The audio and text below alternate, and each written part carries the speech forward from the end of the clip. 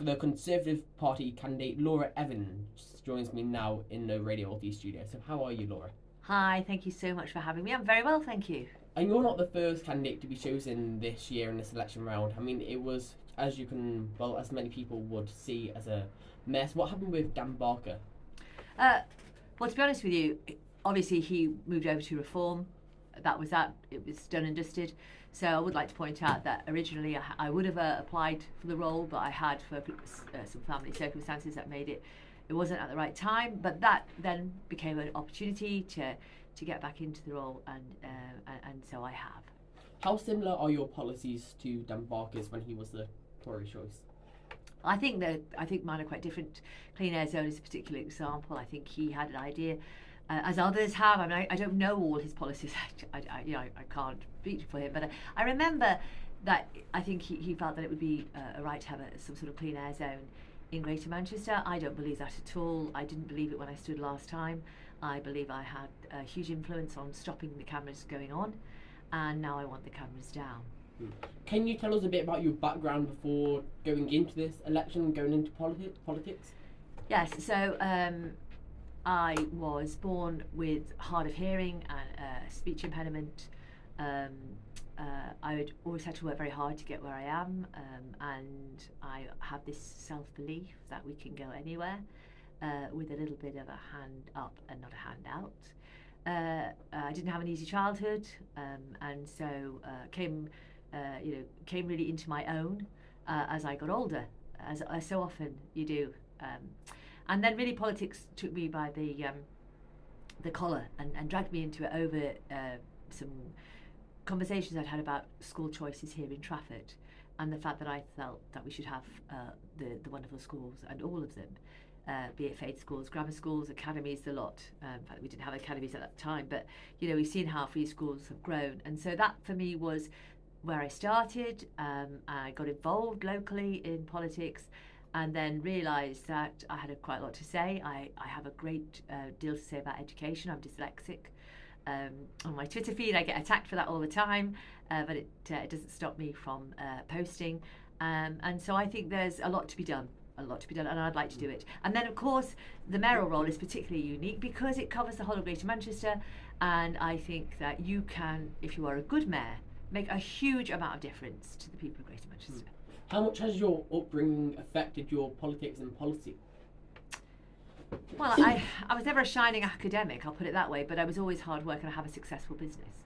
I've always believed hard work pays, and that it's giving back into society is a good thing. So it's sort of the backbone of everything. The small business is very underrated. We carry so much of the economy, and so we should be protected, looked after, and actually cherished, which we are not always. That doesn't always happen. We're going to move on to small businesses later on in the interview, but coming into the present, why do you want to be Mayor of Greater Manchester? Well, the first time I wanted to be Mayor of Greater Manchester was the fact that I felt that it was just a Labour stronghold. I feel it's even worse now. So it's Labour marking Labour's homework. And, I haven't seen anything beneficial coming out of the City Hall of Manchester, really. And so we haven't really seen that Wigan, Tameside, Rochdale, Oldham, they haven't seen any benefit from this mayor. Everything has been city centre. Policing, terrible mess. And, if it hadn't been for being put into special measures, 84,000 unrecorded crimes at that time, and actually Priti Patel stepped in, and we have the new Chief Constable, who is, I think, doing a good job. But, no one should have a deputy looking after the role of police, and I would get rid of the deputy role, and I would make sure that I was accountable for policing in Greater Manchester, and I wouldn't hide from it. And dealing with the grooming gangs that we know are there, things that have not been attended to, that need attention. Why don't you think Andy Burnham has took over the role of the Police and Crime Commissioner? No idea. It must be the most important role, to be able to make sure that you are safe on your streets at night, and to make sure that the people that you are elected to represent feel safe, and they just don't. And we've got gaping holes, and no, I think he shied away from that role particularly. I think it's a massive error of judgment, and it never should have been given to a deputy, and I wouldn't do that. You've mentioned some of your policies already, and I know you want to talk about CAS and a few of your main policies that you're going on. So, what issues will you focus on if elected? Well, I've got 5 priorities, but for sure, I think that we need to have a sort of Silicon Valley approach to business, where we have an area that we really allow business to be nurtured. Now, in order to do that, we have to offer some incentives for businesses to want to come to Greater Manchester. And if I wanted to say create more jobs in somewhere like Tameside, as an example, where there isn't that many local jobs, then I need to marry that up with a great business that's going to be able to grow there, and then offer apprenticeship roles, offer skills, improve the long-term job sustainability of that area, and we could pocket that with the right kind of investment from the Greater Manchester Mayor. And so that's just one example of being able to generate those much needed jobs and be dynamic. Let's talk about CAS. Why are you so passionate about getting rid of it? I think the reason for the CAS is really simple. It was draconian in its size. He might have got away with a smaller size, but we were talking 493 square miles. And when I first went on this, I really probably wasn't quite aligned with anybody else. This was very much something I saw as dangerous to our businesses. It was like putting a ring around yourself or a wall.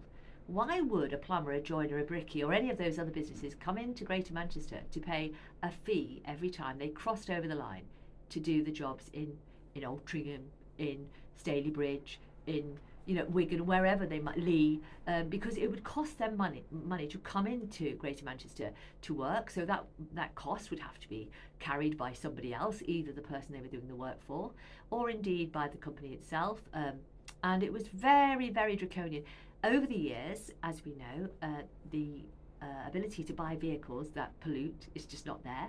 We have moved seismically forward, so everything is much more aligned with how we would like it to be environmentally, which is great. So it was a measure that was unneeded, and it was huge, 493 square miles, and there was no clear-cut narrative of why he implemented a charge other than to sustain something else. And I think that he was just, it was a cash cow to him. And when the stickers went on, that cost even more money. We're talking, millions of pounds virtually on all of this, and it made no sense. It was cruel to your own businesses. Now, if you're a mayor of Greater Manchester, you want to love your people and love your businesses and encourage them to thrive. And this was just a draconian measure. So do you also want to get rid of the cameras as well that Yes. are around Greater Manchester? Why? So the cameras around Greater Manchester really are irksome to so many people. In fact, when you come in along the motorway, you see the signs that still tell you you've got to pay a charge. So nobody's bothered to tell people, visitors who come to our region, I'm sure they're on their phones looking to pay on some app for a clean air charge. That doesn't exist. And I think unless you can give me a really good use for those cameras in some places, to help maybe with police or something like that, but I would reuse them, repurpose the cameras, but not in the sites that they are, not for what they're used for, and under no circumstances should we have any charging zone whatsoever. So I think it would be a fair sign if I was elected to just cut them all down, reuse them if the police wanted them or somebody else, absolutely, but down they would come. I'm sure you've heard that Andy Burnham wants to introduce a new MBAC qualification for young people across the region. I believe the Education Secretary said that wouldn't be possible. I mean, what do you make of it? Well, he's going to have, in the Trailblazer deal, there are going to be some more devolved roles. So I think it's disappointing. I think we have a really good choice of education that people can do, apprenticeships being one of them, T-levels. There is a huge range of recognised qualifications that can be taken. And if you introduce the MBAC, as he's suggesting, it will be something that will be limiting to those that take it. Because say, for example, you move to France, or you move to London, or you move to wherever, you've got a qualification that isn't necessarily going to be recognised by anybody else. So you're limiting people's choices. Now, why not get behind what we've got already? And the apprenticeships, obviously, from, I think it's April the 1st, are for businesses much more accessible. They're encouraging that, and I think that instead of constantly reinventing the wheel, I would realign myself with some of the positives that have come out of this government on education, and try and work with them. And I'm not saying you can work with everything, obviously you have different policies, but that one I think is going to have a lot of people taking qualifications that won't be recognised outside of Greater Manchester, and I believe that's a mistake. So if you were elected on the 2nd of May, would you want to introduce more apprentices into the city? I'd want to make it so that we became a hub for apprenticeships, because we had really good job offers, so that we had really good businesses here. That ties up with my idea of a sort of Silicon Valley, where people will I've got to entice businesses to come to Greater Manchester. We're falling behind, we're not as good as Munich. We've got evidence to say that other European countries are doing a lot better than we are, and there's no reason for that. There is no reason why we are not top of the shop when it comes to education, job opportunities, growth. We are a dynamic area, but we're kind of being held back because ultimately we're constantly being told by Andy Burnham we're not quite good enough. That's what I read every time. We're less than everybody else. Well, I don't feel we're less than. I think if you've got a mayor who believes you're less than, you've got a problem. So moving on to housing now. This is an issue that Andy Burnham wants to tackle in his 3rd term. What would you like to do to tackle the housing crisis that Britain faces?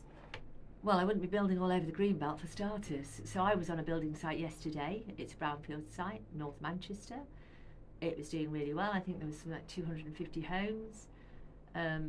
The people in the area around there were delighted because it had been an old sort of broken factory come mill, very old, very chatty, unused derelict space that was untidy. It's been regenerated. It will, really improve the area. And we have lots of pockets like that. And I think we should be working with independent developers who are not just the same old ones building the towers in Manchester. I think we need to have I think the developers will carry it over the line if you give them the opportunity and invest within what you can within Greater Manchester, because there is development funds available to encourage those kind of areas to be regenerated, affordable housing on the right spaces, on brownfield sites, as I say, and not on the Greenbelt. Now, it doesn't matter how you look at it. If you're building on the Greenbelt, you're damaging the environment. And so one chapter we're talking about a CAS to clean up the air, and the next chapter in Burnham's book is we're going to build all over the Greenbelt. Does that make sense? I don't think so. You just mentioned CAS again. The government, well, you've got a responsibility from the government if you are elected to have something in place. So what would that be? Oh, well, that's very simple. So originally when this came to fruition, there was 2 areas that were of concern, Wigan and Tameside, both by the motorway there, and I would have sorted that by extending the roads, widening the roads, making localised changes that would have improved that area where there was increased congestion and pollution. And I think that if you were to do a study again, which I would undertake immediately, and we saw where there were areas that we could make significant changes to improve that, then I would do it, but not with these draconian measures. And also, I think a lot of the cycling lanes that they put in are actually causing more congestion and pollution. So moving on to Greater Manchester Police, there are any special measures, as you know. So what would you do to enhance community safety and bring back, restore lower crime stats that we had at one point? Okay, so I would work with the police. I don't think we should be caning them. I felt there was a tone in Andy Burnham that it's their fault, because if you're not actually, he distanced himself from them, but it's his fault because actually he is in control of that. And so it would be my fault if I was taking on the role as I anticipate I would. And therefore, I would walk with them, work with them. We have got enough police officers, there's no doubt about it, but we were originally on a very city centre focused policing, and thank God under the new Chief Constable, Stephen Watson, we've now moved back out to more pockets around Greater Manchester. The localised areas have got their own PCSOs, they're working much more closely together, and I think that's an absolute bonus. But the other thing is, respect our police officers, work with them, and then where we have a failing areas, which we know in some cases we have, then identify and deal with it. But not lumping police officers together is not doing their job properly. I mean, they do an amazing job, and we should, and I would, be standing right next to them to make sure that I was there to support them and make those difficult decisions from the very top. Does Kate Green have the deputy mayor have a responsibility, or should have less responsibility, as you mentioned just there about Andy Burnham?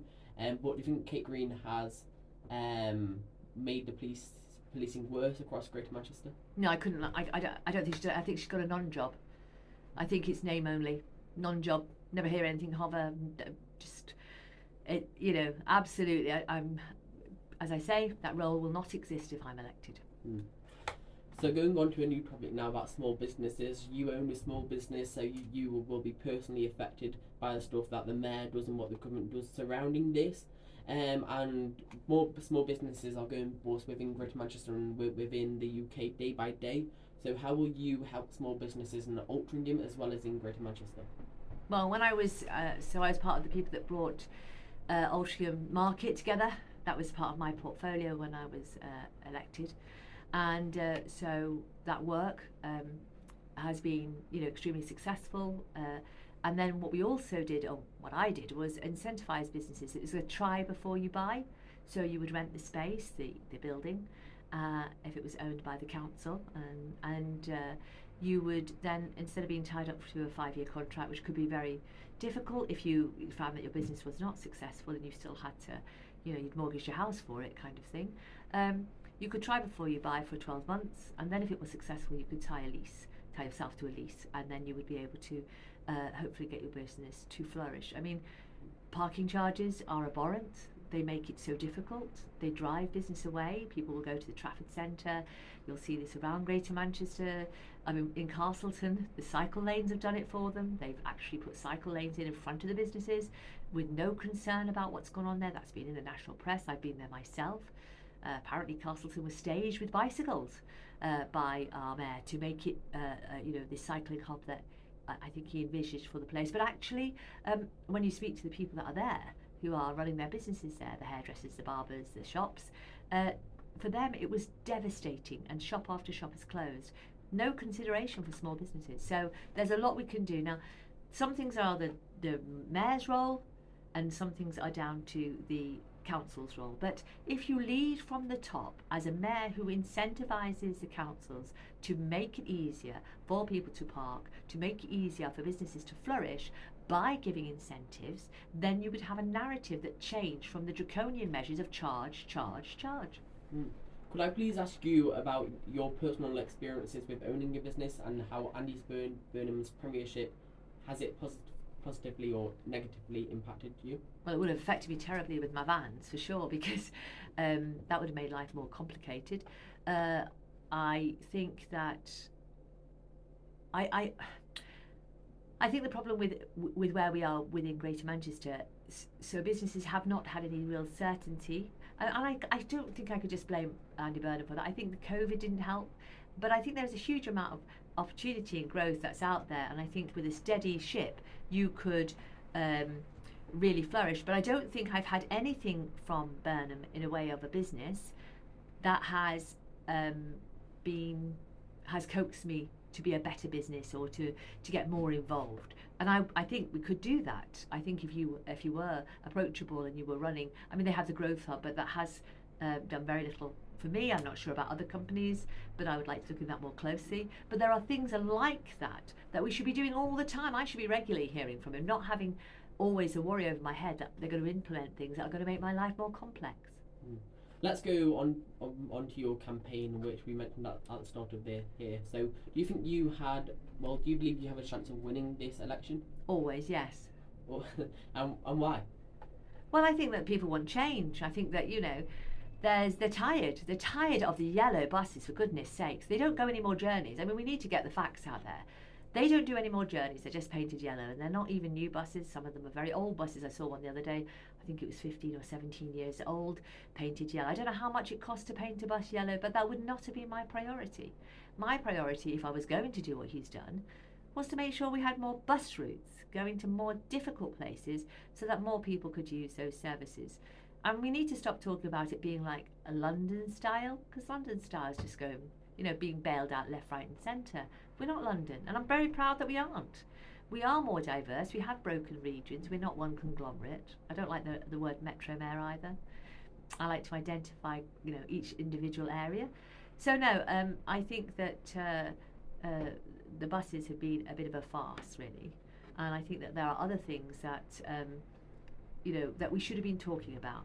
Like early years, which he's failed on, where we should be investing in early years to make sure that children have the best start in life. That's far more important than worrying about yellow buses. Going back onto the election, do you believe you're going to get over 20% of this vote? Yes, of course. Yes, absolutely. I mean, I think.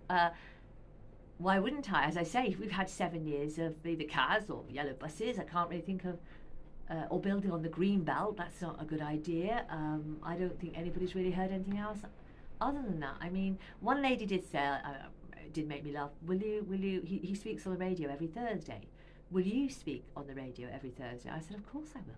I mean, I'm happy to speak Monday, Tuesday, Wednesday, Thursday, Friday and Saturday and Sunday as well, if you like. But he's got a good platform. That's made his life a little easier than the rest of us. But ultimately, I just think that they're tired. I've spoken to hundreds of doors already.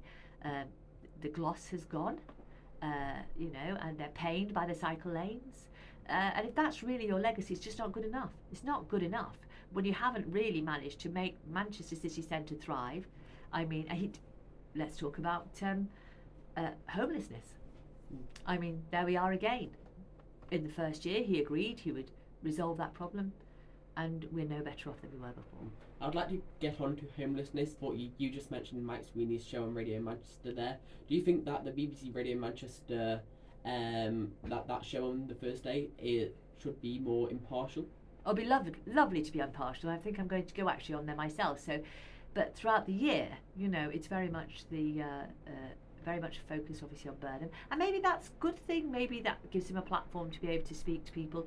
But ultimately, I also think that whenever I've listened to it, it hasn't necessarily answered the questions that I would like to hear answered. And when you go to his question times, the questions have to be sent in advance, so you can't just, like you're doing with me today, outright just ask a question and get an answer. It's absolutely screened before you get your answer, and maybe that answer or that question never gets asked. And just finally, you mentioned homelessness, so we will talk about it. What is your plan to get to lower the rates of homelessness within Greater Manchester? No, I won't be lowering it. I'll be getting rid of it. So I will make sure that I will resolve that issue. Now, I think he gave 12 months to that, and I'm very happy to sit by that myself. I think that it's an individual. I mean, I said this last time, which was quite. I sort of got caned for, but each person, it isn't just a conglomerate, it's individual people we are talking about here who have individual needs. But the money we have spent so far, you could have really dug down and got into each and every issue and resolved those issues or assisted with those issues or solved the problem. At the end of the day, no one should be living on our streets. It's just not good for them. Andy Burnham told his show when he was on here that he fulfilled his 2017 pledge to end homelessness within 3 years. Do you believe that? Well, I thought he said 1 year, but say he said 3 years, he certainly hasn't done that, has he? It's worse than ever. Yeah, that was in his 2017 manifesto. All right, okay. Well, I feel that he has not got on top of that, and I think he's had the money to do that. I mean, we're talking about billions when you look at the healthcare and the money he's had over the years. It's 6.5 billion a year, isn't it, on health? So there we go. Before you even started, we've had 7 years of that. So you can start equating it up to, you're almost running another country with these kind of numbers. And we're asking him to run Greater Manchester. And I just, I think I've got answers, better answers. I don't want to say, he's failed. I want to say I've got better answers, I've got better outcomes, and I'll make sure I do it better. And finally, how are you going to win over the youth vote within Greater Manchester? Well, sadly, the youth vote invariably votes Labour or Socialist. It's the nature of the beast, I think. It's not always easy to persuade them that it's a good thing to do, the homework or to stay in and study. I had 2 sons myself. It's harder to do that. But ultimately, I hope my policies of just being sensible and talking about jobs and offering opportunity and making sure apprenticeships are there for them to go to, and encouraging them to feel safe in our streets in the day and in the night when they go out, that they're not in gangs, that there's not the knife crime. I hope those sensible policies will result in them thinking that they feel safer and that Laura has done that, and that, but it's not. There'll be no flashy stuff going on. It will seriously be about how I make their lives better, more job opportunities, make their area safer, make them feel safer. Thank you for coming on, Laura, and hopefully you have the best of luck in your campaign. Thank you so much. I've enjoyed it very much. Thank you very much.